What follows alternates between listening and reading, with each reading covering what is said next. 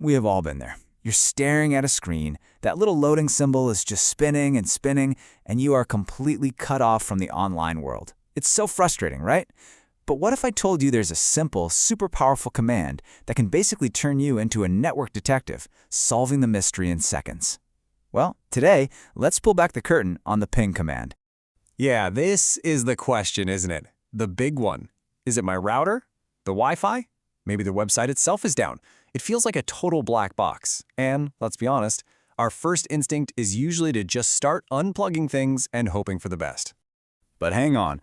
Before you get all tangled up in a mess of cables or start rebooting every single device in sight, there is a much, much smarter first step, a way to get some actual clues about what's really going on behind the screen. And that tool is the ping command. Seriously, think of it as the magnifying glass for your network problems. It's one of the most fundamental tools in all of networking, for one very simple reason. It just works. So, what does it actually do? Well, at its core, ping is kind of like shouting Marco across a swimming pool and just waiting to hear Pullo back. It sends a tiny little message to another computer or a server out there and simply asks, "Hey, are you there? Can you hear me?" The whole process is beautifully simple. From a command prompt, you just type ping and then an address. Your computer then sends out 4 small data packets. The target device gets them, and if it's online and listening, it immediately sends 4 reply packets right back to you. It's just a quick 4-part digital conversation. And those replies that come back, they've got a name, Echo Replies. When you see those popping up on your screen, that is a very, very good sign. That's the Pullo you were waiting for. It means you've got a clear line of communication between you and whatever you're trying to reach. But what happens when you don't get that perfect reply back? Now this is where the real detective work begins, because the different responses or, the lack of them, those are your clues. Okay, so understanding these messages is absolutely key. A successful reply, that's the easy one. You're connected. But request timed out? That means your Marco went out, but nobody ever yelled back. The target is probably offline, or maybe a firewall is blocking the message.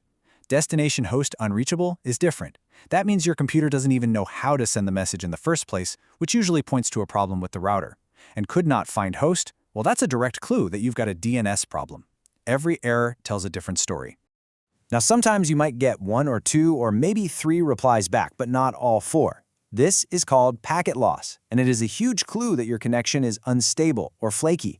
It could be something simple like network congestion, but it can also point to failing hardware, like a bad cable, a glitchy network card, or even a modem that's on its last legs. And this is a perfect real-world example of that. The person who wrote our source material was dealing with awful online lag, so they ran a continuous ping test and saw they were losing packets consistently. That single clue pointed them directly to a faulty modem. They had it replaced, and poof, problem solved. No guesswork needed at all. All right, let's put this into practice. Let's solve the most common mystery of all. You can't load any websites. So, the case file says no web pages.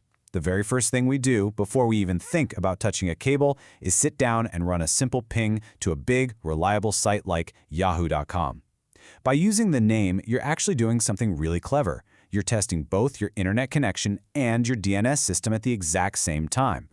And check this out, the result of that one command instantly cuts your list of suspects in half. If the ping works, you know your internet connection, your modem, your router, all the physical stuff, it's all working fine. The problem has to be software, like your web browser or maybe a firewall setting. But if that ping fails, now is the time to start checking the hardware. This one step can save you an incredible amount of time and frustration. But wait, there's more. Ping isn't just a one-trick pony. It's got a few more specialized tricks in its toolkit for when you need to dig just a little bit deeper. First up is something called the loopback test. This is a really slick way to ask your own computer if its network hardware is working okay, and you don't even need to be connected to anything. You're basically telling your computer to ping itself. To do this, you just open up that command prompt and type ping 127.0.0.1, or you can type ping localhost. If you get a successful reply, you're golden. You can be 100% certain that your computer's network card is working perfectly. If that test fails, well, you just found your problem right there on your own machine.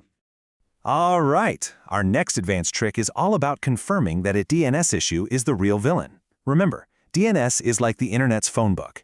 It translates names like yahoo.com into the IP addresses that computers actually use. When that system breaks, it feels like the internet is totally down, but it might not be. So here's how you prove it's DNS. Step 1, you try to ping a domain name, and it fails with that could not find host error. That's clue number 1. Step 2, you bypass DNS completely by pinging a direct IP address you know is always online, like Google's public DNS server at 8.8.8.8. And if that ping succeeds, boom, you've got your smoking gun. That confirms your internet connection is fine, but your computer's ability to use the internet's phone book is broken. So let's just recap. With this one single command, you can test your main internet connection, you can check other devices on your local network like printers, you can check your own computer's hardware with a loopback test, you can diagnose those tricky DNS issues, and you can even check your connection quality for things like packet loss. It's truly a networking multi-tool. So the next time you're stuck staring at that no connection message, you won't be guessing anymore. You'll have your first step, your detective's tool, ready to go. Now that you have it, what network mystery are you going to solve first?